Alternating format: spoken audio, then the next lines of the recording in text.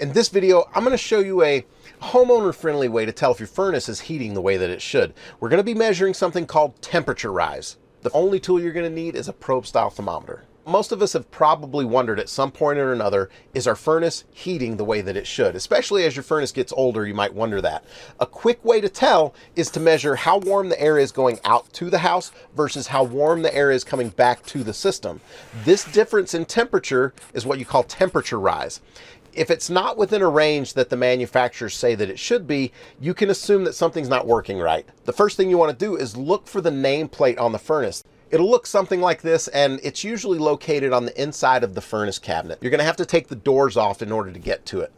It'll have the model and serial number and a bunch of other technical information, including the temperature rise. It should be written as a range. Like mine is a range between 20 and 50 degrees. So the first thing you're going to want to do is actually make sure that your furnace has been running for about 10 or 15 minutes. Go to the thermostat, adjust the temperature up high enough so that the furnace comes on, and let it run for a little while. We need to identify the difference between the return air and the supply air. If your air filter is down at the furnace, if you pull the air filter out and look for this little direction arrow, that'll tell you which direction the air is flowing. Since the filter comes before the furnace, the air moving across the filter is actually returning from being circulated through the house. This will be the return air. Past the filter or in the direction of the airflow arrow, that should be the furnace. And if you follow the furnace whatever way it's oriented, in my case, it's up. If you follow the furnace up past the heat exchanger, that's going to be the air supplied to the house, so that's the supply side. Once you've identified the return and the supply, you're ready to measure the temperature.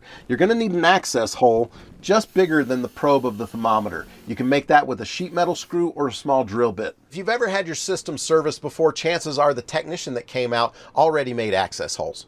Insert the thermometer into the return air and wait for the temperature to stop moving, and then record what that temperature is. Now on the supply side, where you insert your thermometer is going to be different depending on whether you've got an air conditioner or not attached to your furnace. I have an air conditioner, and a lot of you do. If you notice these copper lines right here, these are the refrigerant lines going to the evaporator coil that sits behind this cabinet. Your heat exchanger is going to be right behind the burner, so right below this.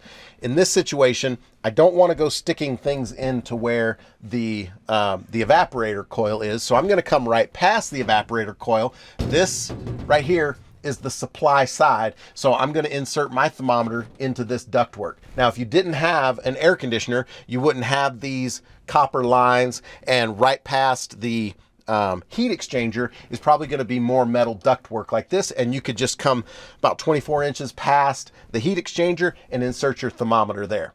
Once you know where you're going to insert your thermometer, go ahead and insert the thermometer into the supply side and wait for the temperature to stop moving.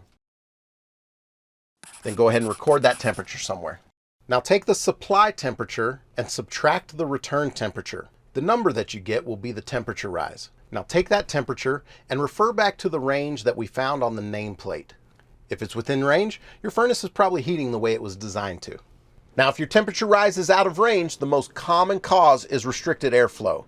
It could be a dirty filter, a dirty evaporator coil, or too many vents around the house closed or blocked off. You may even have a motor that's starting to go bad. Now, if your temperature range is off, about the only thing that the average homeowner can do is go make sure you've got a clean air filter and make sure the vents around the house are opened up. If you do this and you're still getting a reading that's out of range, you're probably going to want to have a technician come out and diagnose your system before you end up with a bigger issue. Good luck with your next project. See ya.